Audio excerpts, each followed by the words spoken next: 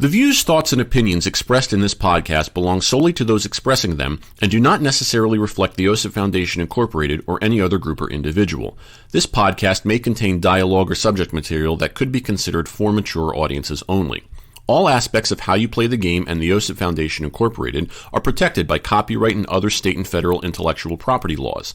Unauthorized use without the express written consent of the OSIP Foundation Incorporated is strictly prohibited.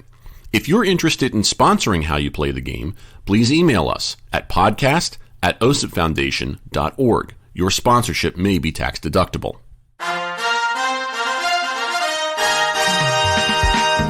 Can you believe that this episode is kind of like a Back to the Future type thing? How so? Well, I'm going to tell you. Okay. All right? This episode is being released while you and I are not even in the same time zone as where we're doing it. Interesting. Isn't that interesting? That's very interesting. Okay, this is an episode that we're doing because we're going to be away. Right. And we don't want people to miss out on us. Right. Because we care. That's right. Yeah. Sportsmanship. Sportsmanship. And speaking of sportsmanship, yes. welcome to How You Play the Game, the official podcast of the OSIP Foundation Incorporated. Yours truly, Jack Furlong, with you as we talked about what's going on as far as the world of sportsmanship is concerned. This is the second episode of the month of November. I did it right this time, unlike the last episode. Right. The year is 2023. Glad you can be with us. As always, check us out online at osipfoundation.org. You can contact the show using the email address podcast@osipfoundation.org. We're on social media at facebook.com/osipfoundation and Twitter and Instagram at osipfoundation, hashtag how you play the game. Across the way from me, as always, is the producer, engineer, and the birthday boy who has turned 40 years old, Mr. Sean Ryan. Sean, hello. Happy birthday. Well, thank you. Well, I mention it now. Yeah, because right. We are away. Yes. For Sean's 40th birthday. Right. When you hear this episode, there's a good chance that Sean and I will still be away somewhere. Right. Okay? Actually, yes. Sean might be back. I'll still be gone. Yes, but I might be just getting back. Right, but the travel is such that we were like, you know what? Let's do it now. Right. And not screw up anything. And it works perfectly. It does work perfectly. And just so my birthday was actually last month, but we're celebrating it now. And yes, Sean had the great idea to request that we go play some golf in 2 time zones away. Mm-hmm. And I'm going to go out on a limb here and say that it was awesome, even though we technically haven't done it yet. We haven't done it yet. But we've done it yet. Oh, but I can't. I'm just picturing myself. Watch, we all get like food poisoning and herpes, the Greek god of simplex. You know. Now that's mine. Okay, you can have the herpes. I'll have the food poisoning. Right. Is that the title of the episode? Herpes, the Greek god of simplex. His theme song is literally just me in the background going.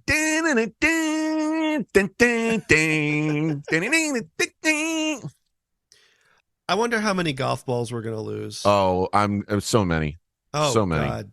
Just bring all the practice balls. Oh yeah, that's all we're doing. Oh, we got it. I'm bringing like 50. We're gonna write on them with our names, and by names I mean herpes, the Greek god of simplex. Right. And that way, so that when we lose them, if someone else finds them, they're gonna be like, "The fuck is this ball that says herpes on it?" What? They'll get a kick out of it. You're welcome, Nevada.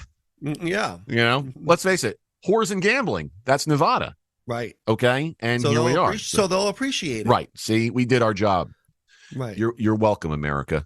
Yeah. Okay. And if you're not in America and you're listening to this, you're welcome, America.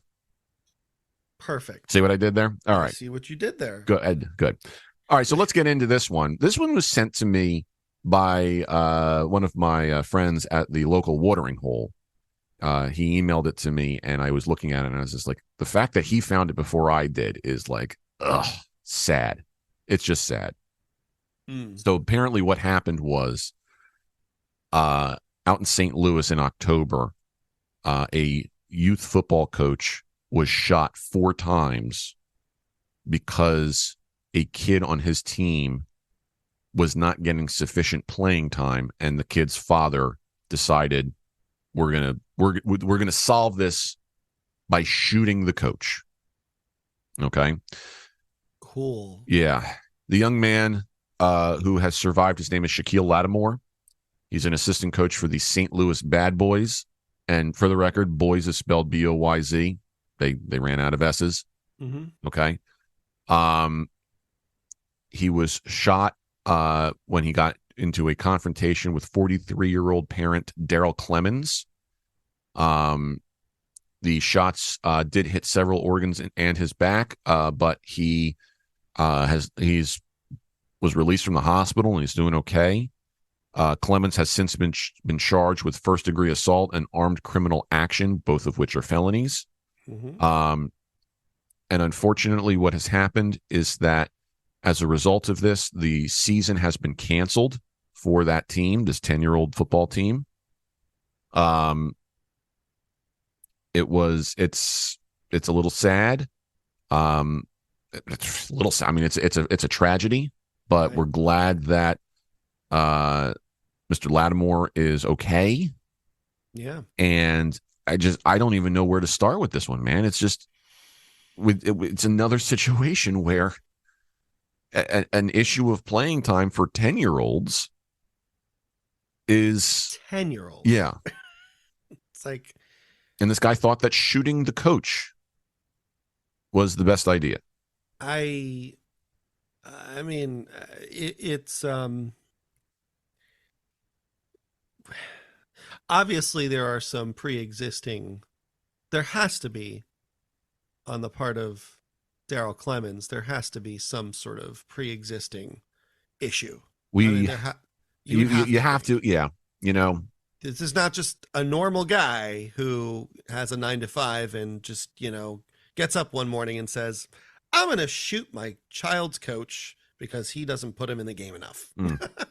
Hey, seems logical to me. And the sarcasm is dripping. That's like not, that's not the thought process of someone who is neurotypical. There's the old Chris Rock joke where he goes, can't believe it's a good idea. I'm paraphrasing here because of the language involved, but we can't even go to a movie the first week it comes out because people are shooting at the screen. Hey, this is a good movie. This movie's so good, I got to bust a cap in here. Mm-hmm. Okay, that's literally. I mean, that joke was on one of his earlier albums back in the early 90s, I think. But mm-hmm. I mean, yeah, is it? I'd like to believe that what you said is true. Like the only way that someone can come to this thought process is not all the dots are being connected. Right. What if that's not the case? What if society has led us to a point where somehow that seems like a rational solution to this gentleman? Is that possible? Oh, I mean, out of the blue, I don't think so. I mean, I think that if he was, I don't want to use the word normal, but if he was not mentally impacted in some sort of way, there would have to be a series of events leading up to this point. Yeah. Like, maybe, does it say anything about like previous arguments, or just like it doesn't, only because we're only given so much information through these articles, right, for one reason or another. One of which, I know this is, I mean, we've just talked about this. You can't get certain information from these articles unless you're a subscriber. Oh God. Like that's the first thing. Okay. Well, let me see if I can find anything. I mean, I just Googled Shaquille Lattimore, and you get X number of articles, and apparently the only thing I was able to get here is that the NBC News has the headline, St. Louis youth football team cancels season after parent allegedly shoots coach over non-starting role. So now, and on this one, it says others have disputed his claim. So this article from NBC News, the article that I was referencing originally was a local CBS article. This one says, this is by Minnie Von Burke. I hope I'm pronouncing that correctly. Youth football team's season was canceled after the coach was shot multiple times, allegedly by a parent who was upset his son was not a starting player. The shooting occurred on October 10th while the coach, Shaquille Lattimore, was holding a practice for the Bad Boys team at Sherman Park in North St. Louis. Police said Lattimore was found near the football field with multiple gunshot wounds and was immediately taken to the hospital for surgery. He is recovering, being shot.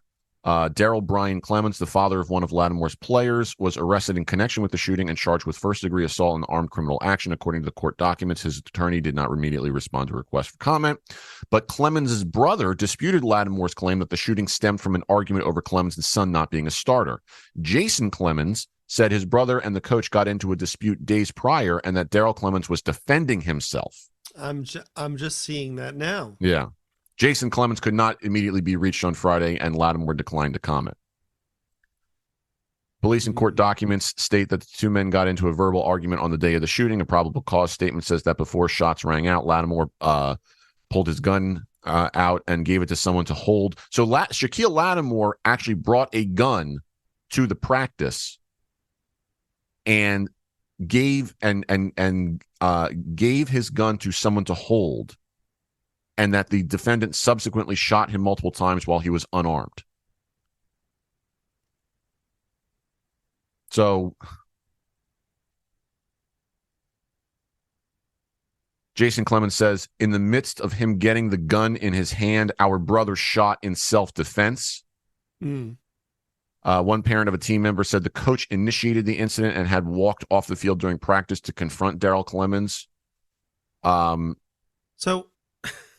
So now this has just become, this is sort of spidered into, like, this is just sort of forked into multiple scenarios now. Yep. It's like, okay, so Lattimore, so repeat that again. So Lattimore brought his own gun? Yes, it says a probable cause statement says that before shots rang out, Lattimore pulled his gun out and gave it to someone to hold, and that the defendant, which is Clemens, subsequently shot Lattimore multiple times while he was unarmed. Jason Clemens said that Lattimore handed his gun to his friend so he could get into a fist fight with Daryl Clemens. Jason Clemens alleged that Lattimore fell during the brawl and asked his friend to give him the gun back.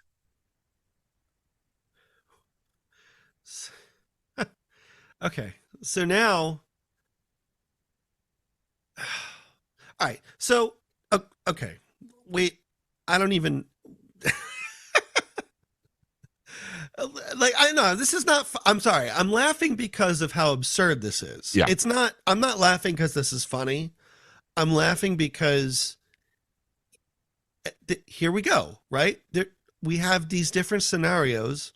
We don't know what's true. Yeah. So it's like, I mean, the article that you found on, was it KMOV 4 or? Yeah, the CBS. KMOV 4 CBS in St. Louis said one thing. And that was October 18th. Right. And then October 20th on NBC News is the other one.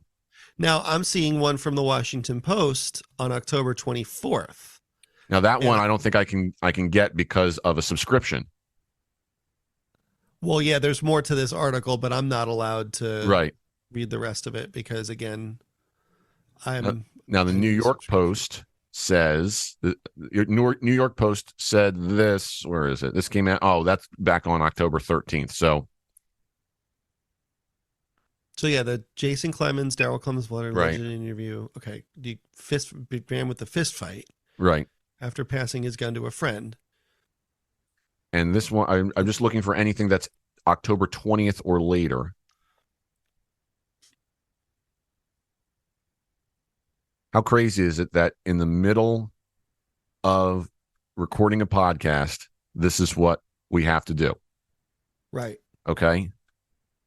It's not like we weren't prepared. It's just that usually when you see an article and you really only need one or two to kind of put most of the story together. Mm-hmm. But now we're up to like 6 or 7 different versions of the same article, all saying different things. So it's like and we have to chronologically organize them. I mean, again, this is like from our last episode. It's like you don't know who's being honest. Yeah. And like there are all these articles that say the St. Louis football coach is sharing his comeback story and whatnot. So now you start to wonder, okay, he's getting all this positive media attention. Are the Clemens side coming out of jealousy or because there's more to the story? Right. Right. Exactly. You don't know what to believe here. Right. I mean, the best thing that we can do is sort of wait for the police to do an investigation and now get here's all the ducks in a row. Here's one that came out on October 20th as well. Now, I'm also looking at the timestamp. Okay. Mm-hmm. The NBC News one, the latest timestamp on it was 1:41 p.m. Eastern. Okay. The other one here is on True Crime Daily, also on October 20th. This one's at 3:31 Pacific. So that would be 6:31 Eastern. Right? Right. Okay. This one says, looking at the affidavit here, okay, this is all the factual stuff where they just say that police responded, several gunshot wounds, hospital. Police interviewed Lattimore, who told investigators he coaches suspect Daryl Clemens' son on his youth football team. Clemens allegedly became upset with him for not starting his son. The affidavit says Lattimore approached Clemens and asked him what was up and pulled his gun out and gave it to someone to hold, and that the defendant subsequently shot him multiple times while he was unarmed. A witness at the scene reportedly confirmed Lattimore's version of events.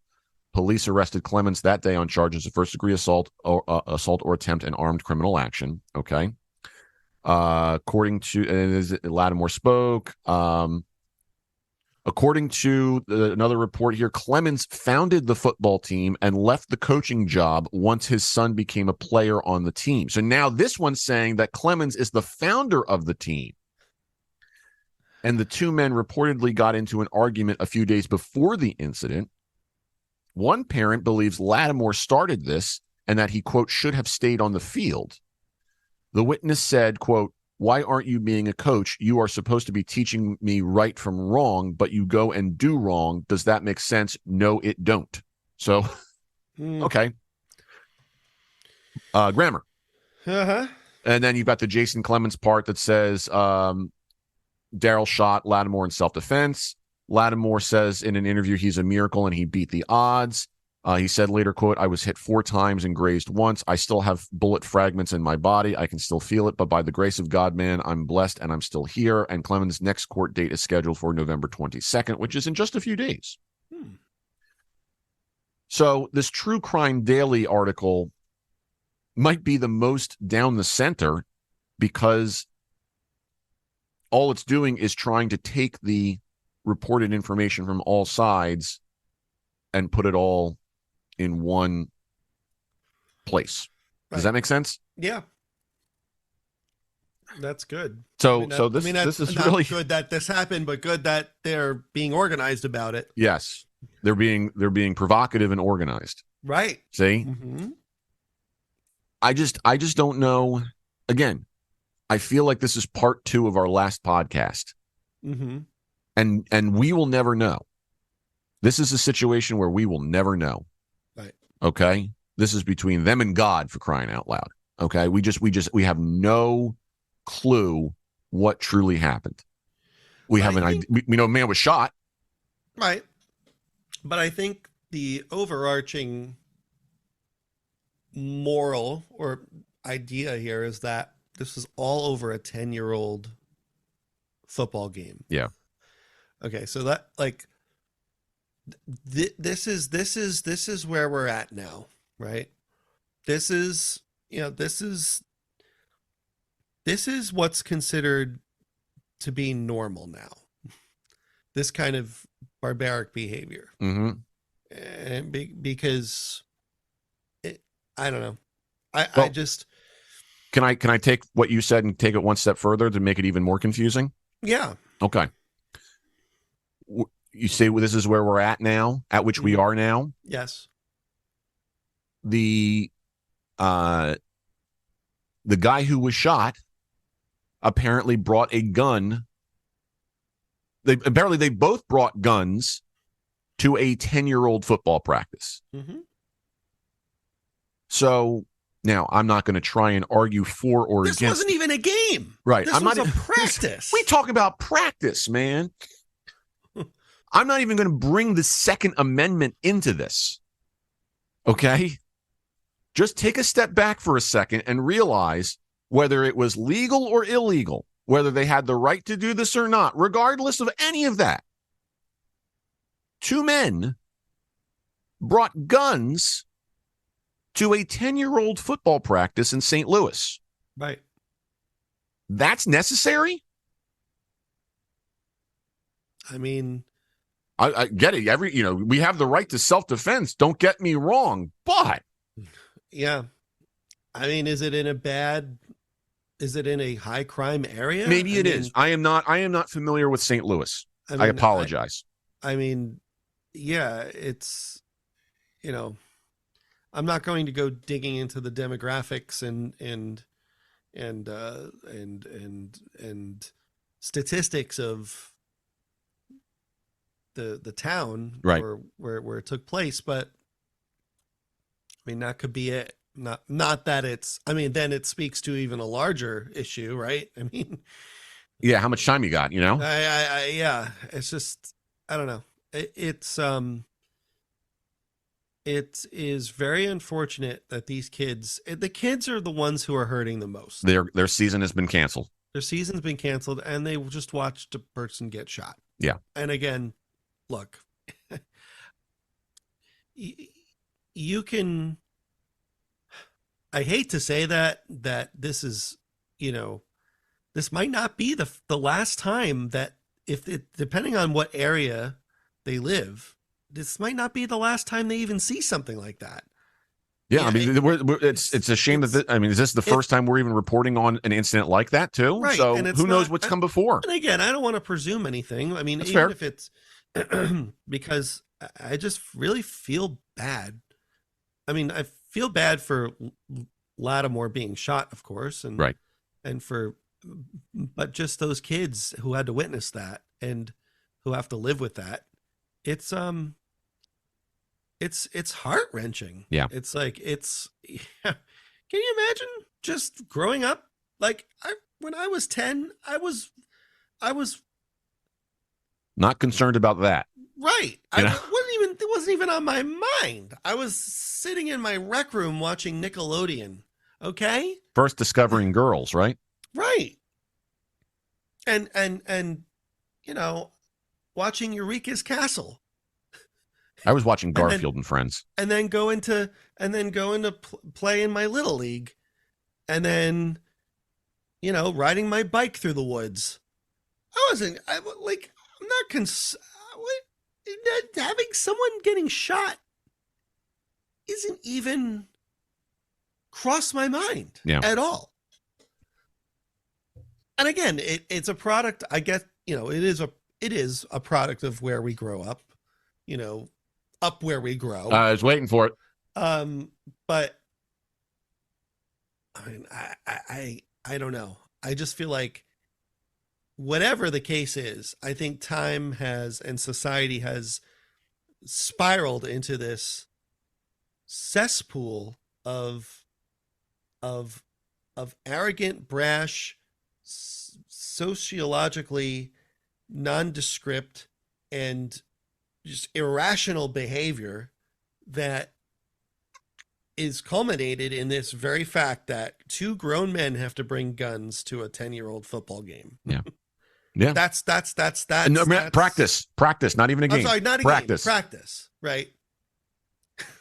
Like almost as if to anticipate this was going to happen. Going to have a problem with me because I'm. Can you imagine, like with my music lessons, if I had to bring a gun to my job to say like, oh, I'm sorry, can't give you the extra time, you were late.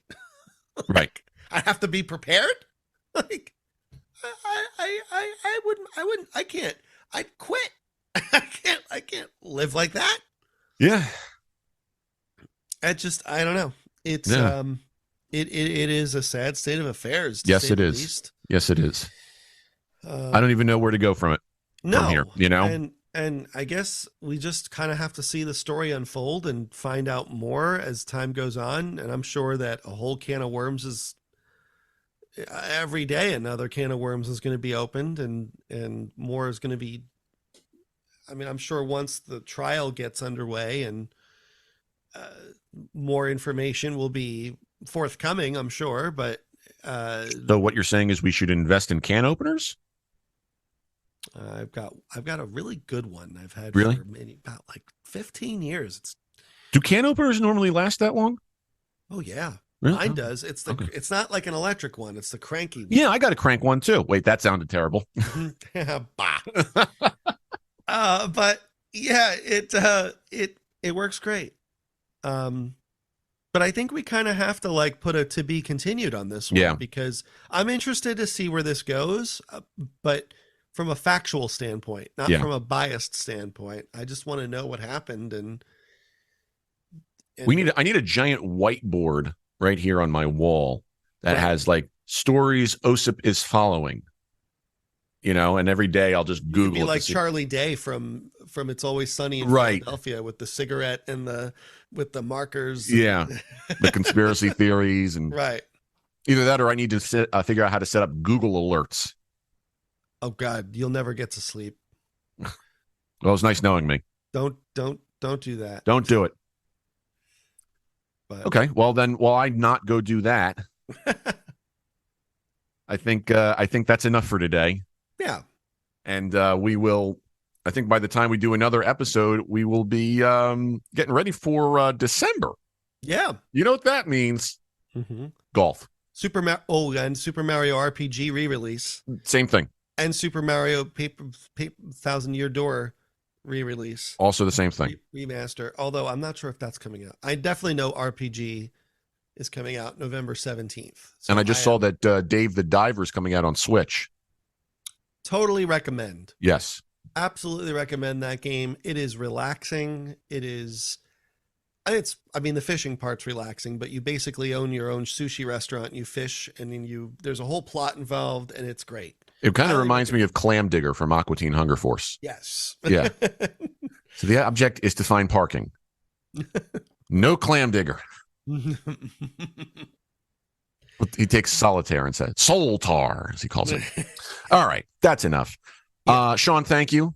Of course. I hope we had a great time on the trip, and I'm sure we will. And we'll talk to everybody soon. Remember, OSIPFoundation.org, podcast at OSIPFoundation.org, Facebook.com/OSIPFoundation, Twitter and Instagram at OSIPFoundation, hashtag how you play the game. We'll talk to everybody in December. Hope you're staying warm. Hope that your Thanksgiving is wonderful. And until then, treat each other with respect. How You Play the Game is a production of the OSIP Foundation, Incorporated. The producer-engineer of this episode is Sean Ryan. Music by Soundspring Studio. The executive producer of How You Play the Game is Jack Furlong. For more information, visit osipfoundation.org.